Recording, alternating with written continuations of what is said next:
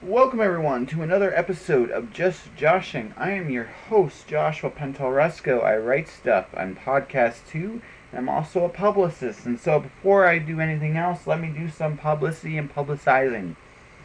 Craig DeLuise, Stuff for the Children, has recently been optioned for a movie. Congratulations to Craig, and he will be, more information will be coming about that soon. Also, while you're on the subject, check out craigdeluise.com. You can sign up for his newsletter, read his blog. Also, get a look at his ebook series, Crash Dive and Silent Running. It is World War II submarines. Honor Horatio. To me personally, it's an engaging read. Craig kind of reminds me of a very early Robert Heinlein, how he writes his stuff. Really, really good stuff. You should check it out. He also has just recently released a poetry collection, but not just any poetry collection. A poetry therapy collection with Jonathan Moon called Children of God. It's about the Family of God cult and how the survivors use poetry therapy to retell the story of the cult from start to finish, letting everybody know that while cults come and go, sometimes the cult itself stays inside its victims forever. Chris Mars is soon to be releasing a new book. I'll be talking more about that real soon. In the meantime, take a look at our website, hauntedmars.com. HAUNTEDMARRS.com. Sign up for our newsletter. Say hi to Chris. She rocks. You can follow her on Twitter at Chris_Mars, at CHRIS_MARRS. Say hi. Tell her I said hello. She rocks. Alright. Let's get to the show. Let's talk about what's going on this week. This week is deadline number 2 and 3. I'm going to be taking this laptop with me when I go to Edmonton. For a number of reasons. One, so I could do a podcast while at the expo, and number two, because I got deadlines and deadlines and deadlines. I got a book to finish handing in. I got a deadline for On Spec next week. It's gonna be good. I'm doing some publicity stuff. I've been doing some filming for some YouTube shows. I'm hoping this week's edition of Spilling Ink, which is a really fun YouTube show hosted by Kate Salidas. Oh God, I hope I said that right. I really, really hope I said it right. Scott Young and Jason LaVille. I want to say LaVille. Like I said, I'm really terrible with names, and it is 3 o'clock in the morning. I'm gonna just do the wonderful search. And yes, I'm keeping it on the podcast because I'm awesome that way. And you gotta be awesome that way. Give me a second here. Jason Lavelle. Yes, Jason Lavelle. And contrary to popular belief, or Jason's own belief, I should say, he is not fat. But yeah, I had a great time on their show, Spilling Ink. I got to talk about log lines. I got to learn a little bit more about Twitter for myself. I'm trying some things out. You'll be seeing that for yourself in the days and weeks to come, which is really cool. Beyond all that, well, it's fun times because I'm heading to the Edmonton Expo and doing one of my last podcast interviews this year with Taya Van Diepen. Taya is about to go on her journey overseas, and I'm going to be talking to her before she goes on her world tour, and I'm looking forward to that. I'm looking forward to see some people too. I'm looking forward to seeing Colette Turner again. I'm looking forward to see John Blue Steel Fleming. Yes, I give him the nickname Blue Steel, but honestly, John's a super cool dude. Their comic Badassical, and that's what it's called, Badassical, is really, really fun. I can't wait to actually see it in print. Yeah, and just some of the other people I regularly meet. I've been working on a secret project for the first new year. Like I said, it just seems to be getting busier and busier. It looks like I'm going to be having 3 books come out next year. So, yeah, me having a life just seems to go down the drain, or so I'm told, but that's okay. Beyond all that, yeah, my guest this week is Chadwick Ginther. Chadwick's returning. We talked again at When Words Collide. You're going to be seeing the When Words Collide interviews come up for the next few weeks. So this one was always a favorite. Chadwick is a really cool dude, and like I said, he's as a professional, he's someone to aspire to. He's got a work ethic that's second to none, and yeah, like I said, it was just a really good time to chat with him. Let's see, what else can I talk about this week? Oh yes, I saw Fight Club for the first time this week. Yeah, that's right, I hadn't seen Fight Club. I think the scariest part to me is how much some of that actually resonated. We are not your paychecks, that part especially.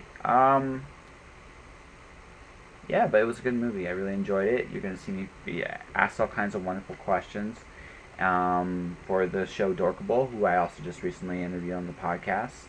So, yeah, I'm wrapping up my interviews for the podcast this year, well ahead of schedule.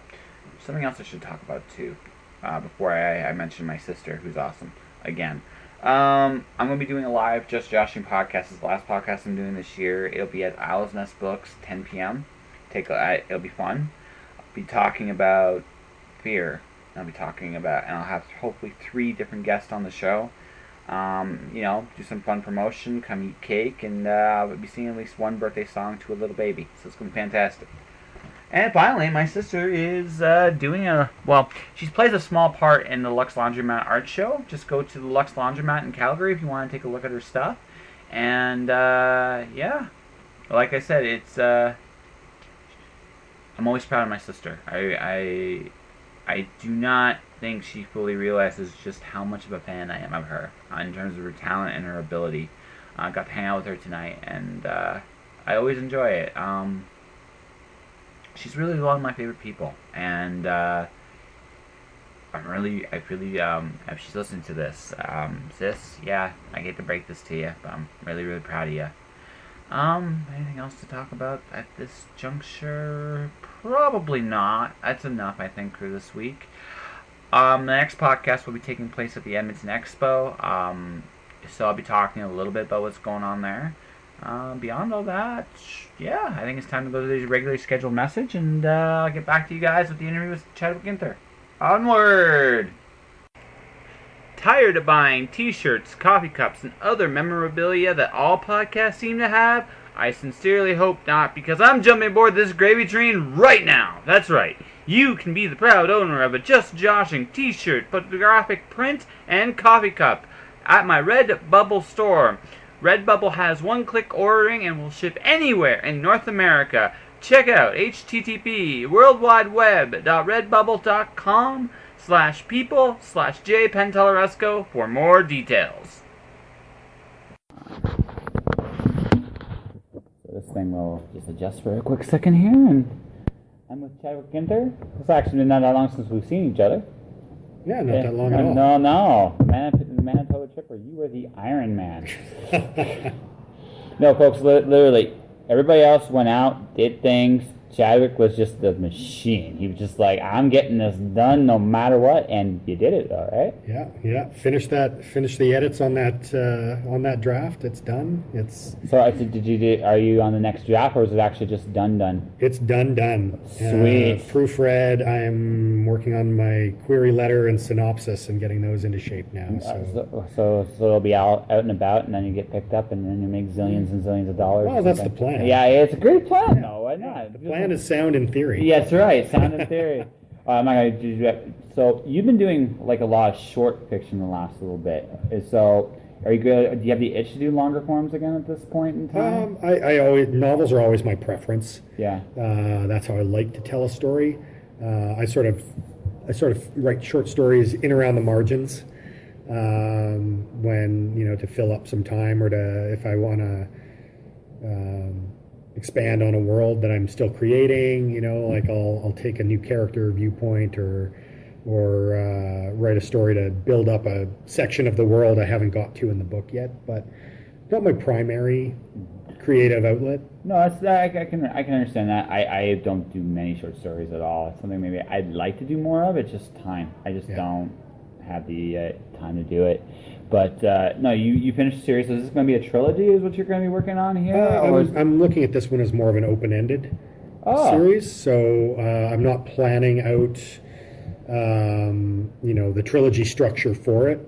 I'm looking at more standalone adventures. So I guess closer comp would be Dresden Files in terms of how I want to structure it. Like I want each case, sort of each big thing in the book to be like build an ongoing story as it goes and see what happens. But so each you're one of those could stand on its own. You're really one of those covers where you have these little subplots in the background, and then when the time is right, you're like, bam! Pull the trigger on that. Yeah. Yes. It's like, yes. So once you establish that. So Do you mind asking, crime or detective or fantasy or urban fantasy again? Yeah. But yeah, a lot of it'll be a darker series than the Thunder Road trilogy. Hard to avoid that when your protagonist is a necromancer. Yeah. So I get to play with a lot of the macabre stuff I like, and verge a lot closer into horror territory, and I'm having a lot of fun with it. Actually, yeah. I mean, one thing I got, like, when I didn't get to know you very well with the last couple times we met until I got into this trip. It's like you actually got a pretty interesting perspective on things, and it's like you've been out there, but in a good way. I mean that. So just some of your stories you're talking about there. It's like, holy crap, you were a wild man at a young age. Yeah. Somehow I survived my 20s. Somehow you survived your 20s? Well, you used to have flowing Fabio hair. Flowing long locks. You wouldn't know it from my author photo, but no, it's okay. It's okay. Everything. Some things good things do come to an end. But you had it. You lived the dream. But now I have a beard, so there you go. It's trade-offs. Yeah, absolutely. So, let's see here. So you finished series, starting another series, and you're doing whatever you in terms of writing wise. You're doing other side projects here and there, but you're also an avid gamer, from what I can tell. Absolutely. Yes. Yeah. So, what's your favorite stuff right now? What are you into? Well, it's. What are you playing right this minute? Right this minute. Yeah. I started running a D&D 5th edition campaign just last month because I decided I needed more to do. But ultimately, I mean, I used to love playing, and once I got into writing my own stories, I wanted to run the game more. I wanted to direct the story. So that's what I enjoy more now than just playing a single character is directing the story for everybody.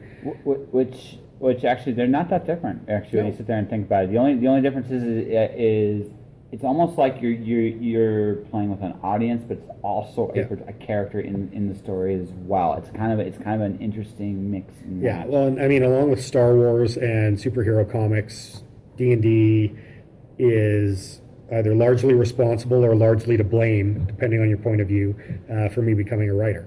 It was making D&D characters was my first exposure to trying to get into somebody else's head, someone who was not me, and act how they would act, think how they would act, think how they would think. And that's a skill that serves you very well as a writer. Likewise, once I started running my own games, coming up with plots that made sense from beginning to end, building on things that had come before, getting used to surprises. Like I don't plot my novels, I write by the seat of my pants, and so something comes in, and now I've written this into the story, and now I adjust and I keep going, and so players are that excellent wild card. You never know what they're going to do. They're amazing. I did a Shadowrun campaign, and I did not plan for them to end up working for the guy I introduced. I just wanted someone to mess with them, like a Puck. I actually had Puck mess with the characters, and they brought it so well. They actually all ended up working for him. I did not expect that. It was just one of those things where I just went, okay. You're working for Puck. God help you. But I mean, that's the only game I'm actively playing in right now. I'm working on a Star Wars game for some writer friends because I walked out of Force Awakens and I'm like, I have got to play Star Wars RPGs again. Yeah, I love.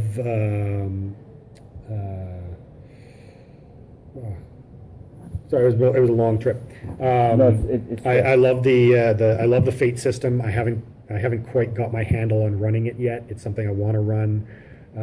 The old Amber diceless rules, which were sort of resurrected as Lords of Gossamer and Shadow in a different sort of story setting. I love that. It's all games that are generally speaking games that are more story based than rules based. They're the best ones in my opinion, because don't get me wrong, you have to have some kind of structure, but it's much better to let the part of the fun of being an RPG is let the characters try crazy things. Yeah. Even and then punish them for failing. Yeah, that's right. You brought this on yourself. Well, that's evil GM talking, right? But even just as a participant, it's like, that's a wild idea I never considered. Yeah.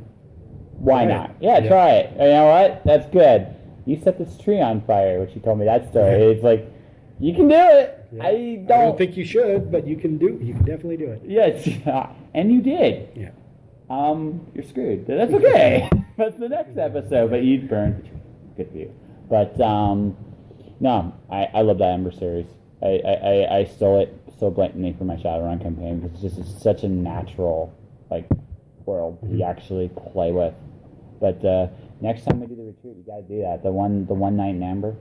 Oh yeah. Yeah, one night in Amber. Actually, that should be titled. Just one night in Amber. Just go in there, cause as much chaos as we can, and run amok, and and at that point, maybe my love will be able to keep up with the others, and. Sorry, Christine. Sorry, Andrew. I still am amazed. It's true, but that's beside the point. But man, dude, you have the scariest road trips ever. How do you do that? This is your superpower?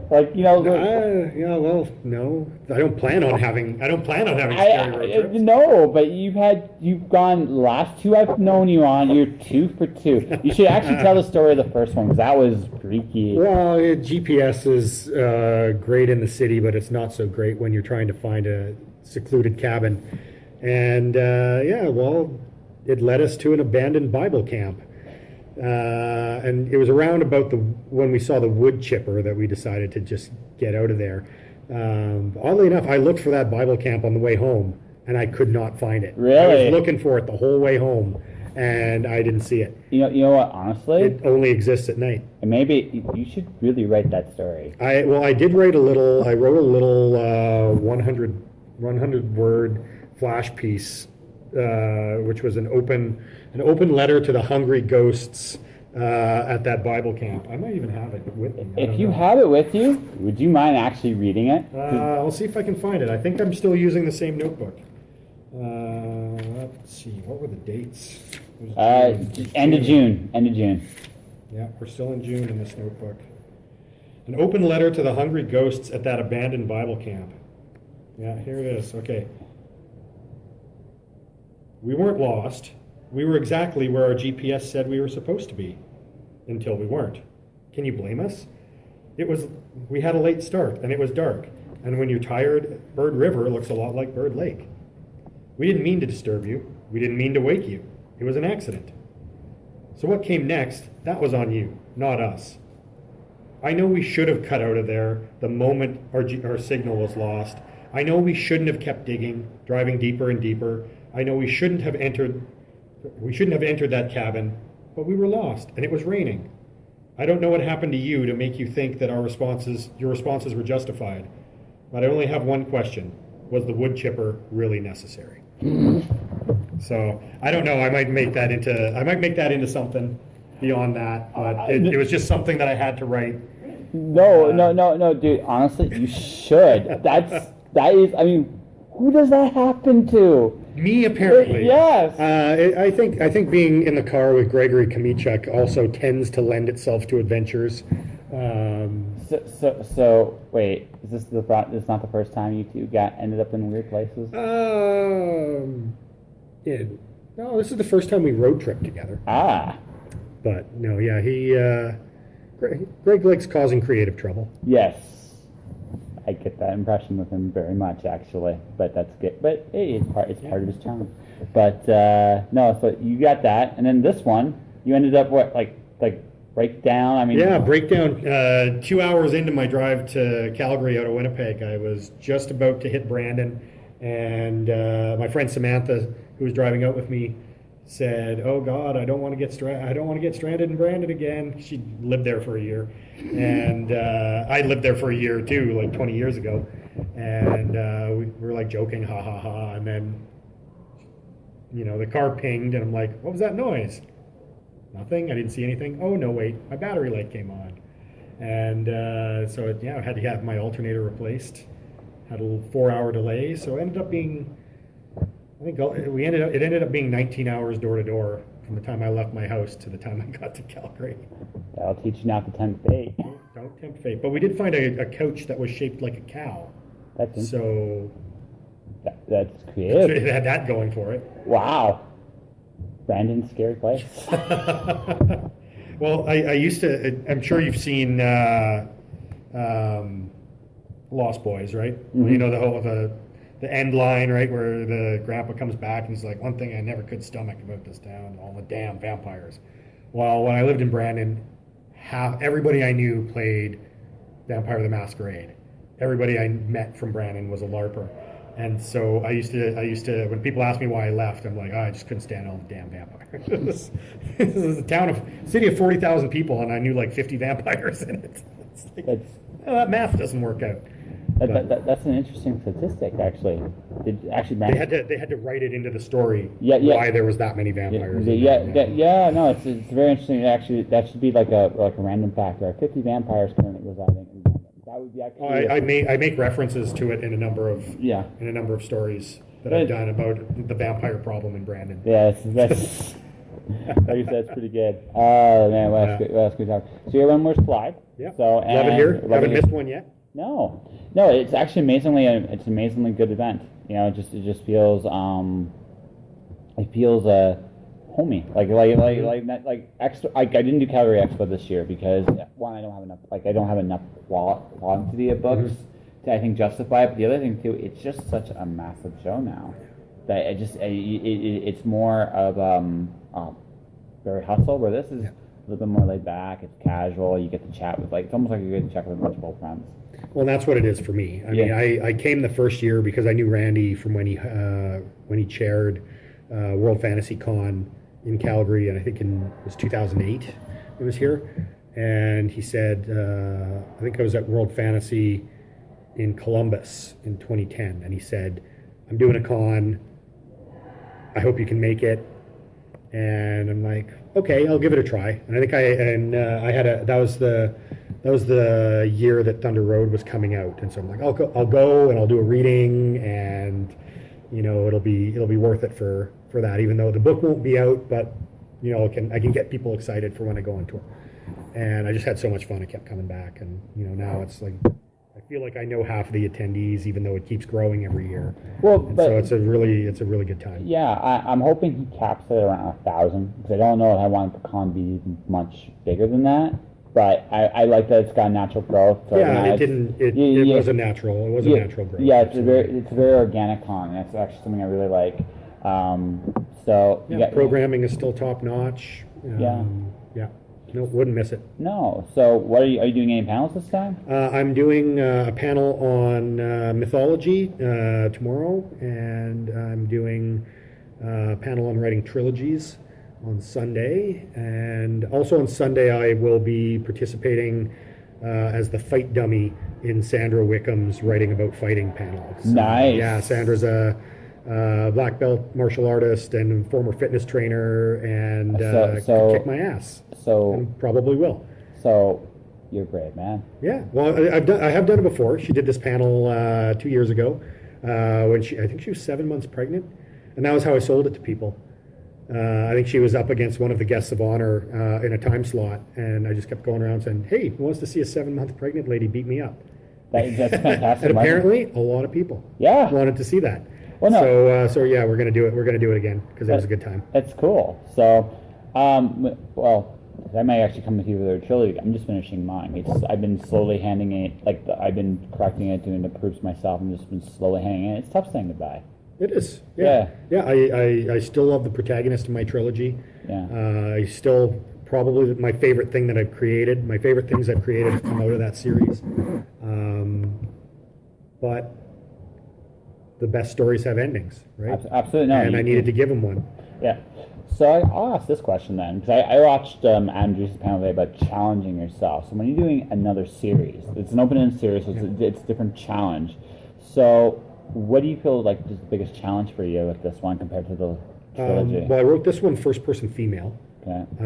Instead of for the protagonist, instead of third-person male. I'm most comfortable with third-person point of view. Obviously, I'm more comfortable writing a male POV than a female POV, but I wanted to stretch, and I thought, even if this book tanks, even if I never sell it, trying to write that tight first person in their head all the time point of view, it'll make me a better writer. It'll make every woman that I write after this book a better, stronger character for trying to do this.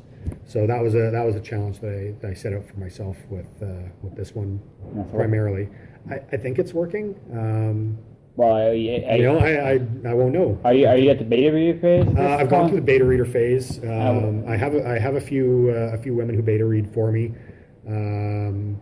Only a couple of them were available this time around, and they liked the protagonist. So that can be something, right? Yeah. So I mean, I didn't want to write Ted Callan with boobs. I didn't want to do that at all. I don't think I did that. And but, we'll see. Right? We'll see. It's one of. I mean, and when you're asking someone to read it for you, obviously you're opening yourself up to their advice. And but always the one thing that's bugged me is when somebody says, "Oh, women don't talk like this," or "Women don't do that," or because I got that in my first book. I was being told that women don't swear like that, and I'm like, obviously, you and I are spending the time in the company of very different ladies. Like that sort of generalized, right? Like, well, that bugs me because it's my second book. My second book was a female, like I see somewhere between 10 and 12 years old. I had her break out of jail, like by literally punching out the guard. I mean, I don't know. I mean, like, not many. I don't know too many girls that would do that, but why wouldn't a woman do that? Yeah. I mean, it's just the same situation. I'm like, and you have to look at it too, because you're coming at these from through a fantastic lens, right? Yeah. So it's like, well, okay, maybe most people in general wouldn't do these sorts of things. I'm like, well, this is somebody who was buried alive once a month for the last 7 years of her life. To get her to this sort of point, like they are a broken, damaged individual. They are not a normal person. No, they're going to do horrible things to you if they have to serve their own purposes. Yes, right? Whatever they may be. Whatever those purposes may be. So I mean, like, you have to look at, you obviously you want realistic behavior, but you also have to look at it like this is not a real world. Well, actually, it comes to a really fun point. What is realistic behavior in a you can't have realistic behavior in a novel because people are inherently inconsistent. We just are. Yeah. And if you put a real person's actions like word for word on the page, nobody would believe you that they're a real person. Yeah, absolutely. Like, you have to have a type of internal consistency in your characters that real people don't have. Yeah, I know. And so, it's verisimilitude. It is the art of appearing real. It needs to appear real. It needs to appear believable. It's not. No, not even close. They're not real people. No. They are creations. They are figments. They're figments of someone's imagination, and all you're trying to do is do it in a way that conveys some kind of sense to an audience. Yeah, and even if they are real people, for legal purposes, at the front of the book, you say... I guess the resemblance is purely coincidental. And if I killed you in this horrible way, doesn't that mean I don't like you as a person? Maybe. Maybe. Well, okay, so you got no current book coming out. So what is your next, like, it will be the novel, or you got something else? Next thing coming out is my short story called A Door in the Rock, which is set in the world of the Thunder Road universe. And it is in the anthology Those Who Make Us, an Exile Editions anthology. It's a monster book full of Canadian monsters. Lots of great writers in there. World Fantasy Award winner Helen Marshall's in that book. Corey Redekop is in that book. He's been up for the Relit Award. Great writer. It's gonna be a cool book. Yeah. So I'm excited about that one. And my friend Samantha Biko and I are doing a comic book called Mythfits, which is like Gem and the Holograms meets Scooby-Doo versus Agents of S.H.I.E.L.D. That sounds... First issue will be done for C4, the Winnipeg Comic Con. I wish I'm going to be doing another event that weekend. I wish I could go. That con to me is an interesting one to attend. It's a good con. No, it's a very good con. The elevator of doom still gets me. Yeah, that freight elevator. I have been trapped in that freight elevator. Long, but it's the only con I've ever gone to where I have preferred the stairs every single time. I remember, like, for me, it was just like trying to get to register. All right, I made the mistake of taking the wrong turn. I ended up going on the opposite floor. So to get up to the floor I needed to, tried the elevator, tried the freight elevator. They're like, and I looked at the freight elevator, like, I don't know about this. And it's like, and then even the normal elevator, because it's only a tiny one in this hotel, you're like, and there's people, because there's so many people, like, your floor is not dictated by any, like, sense. So you're like, so that was my first impression, but the actual show was great. Yeah. I mean, in between Calgary Expo and Fan Expo Toronto, there isn't a bigger show. No, there really isn't. No, and good people run that show. If situation had been a little different in terms of my own events, I'd be at that show this year too. You know, they did a horror con in February, and that was a lot of fun. They had Kane Hodder up, nice, a guy who plays Jason, and he was in Hatchet movies as well. It was a great time. No, He threatened to kill me and my wife. You know, that's fantastic. We made the like noise as he walked by. He's like, "Well, now I have to kill somebody," and he points at my wife. He's like, "Probably going to be her." You took care of that really well. All right. Yeah. So we've done this before. You're actually my first repeat guest on the podcast. Oh, cool. So yeah, Thanks for having me back. Well, hey, I like you. What can I say? And like I said, we still got to do that one night in Amber thing. But before that, at some point, so tell people where they can find you. Tell we already talked about your next book, so next project, I should say. So where can they find you? Yeah, you can find me at chadwickginther.com. ChadwickGinther. On Twitter, I am at Chadwick Ginther. I'm on Instagram, Tumblr, Facebook. At Chadwick Ginther? At Chadwick Ginther. Okay. Facebook, there is a Thunder Road fan page called Thunder Road Trilogy. And I post a lot of Norse mythology related stuff and general writing stuff on there. Very cool. Yeah. All right. One.